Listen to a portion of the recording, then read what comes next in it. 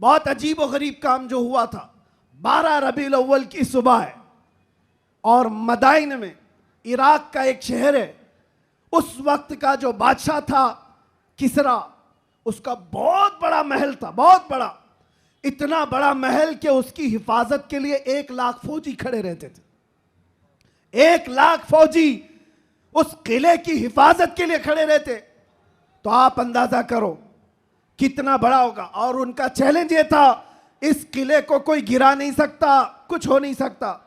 लेकिन 12 रबीउल अव्वल को अचानक उस किले के अंदर जलजला आया, और ऐसा जलजला कि वो दीवार शक हो गई, फट गई। आज भी वो किला इराक में मौजूद है, और फटी हुई दीवार के साथ उस दीवार के अंदर से एक आदमी गुजर भी सकता है।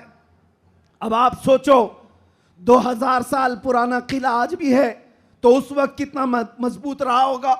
और जब हुजूर की विलादत का दिन था, वो दीवार फट गई, जलजला आ गया, बादशाह परेशान हुआ, सारे नुजूमियों को बुलाया गया, काहिनों को बुलाया गया, ज्योतिषों को बुलाया गया, पूछा गया कि ये हुआ क्या, हमारा किला इस तरह से टूट नहीं सकता, कभी इसमें दरार आ नहीं सकती थी, ये हुआ कैसे, इतना बड़ा मामला।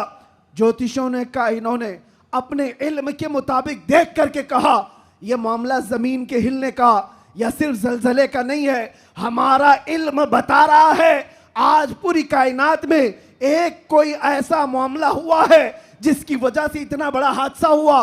बादशाह ने पूछा, वो मामला क्या हुआ है? नुजूमियों ने कहा, अरब में एक बच्चा पैदा हुआ है जिसकी वजह से तुम्हारी सल्तनत भी हमेशा के लिए खत्म होने वाली है। सुभान अल्लाह, सुभान अल्लाह। एक बच्चा अरब में पैदा हुआ है, एक बच्चा जिसकी वजह से सल्तनत किसरा भी खत्म हो जाएगी। बादशाह परेशान, लेकिन वह बच्चा कौन था उस वक्त उनको नहीं पता चला। लेकिन वो बच्चा था आमिना का लाल, अब्दुल्लाह का दुलारा, मेरे रब्बे जुल जलाल का वो महबूब नबी जिसको हम अपना आका व मौला कहते हैं। अब सुनो, हुजूर की विलादत के दिन हुआ क्या था?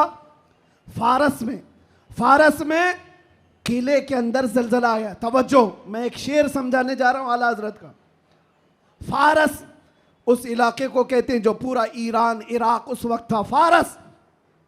फारस में जलजला आया और किला क्या हुआ, शक हुआ और दीवार फट गई। अब सुनो, वो एक बार हुआ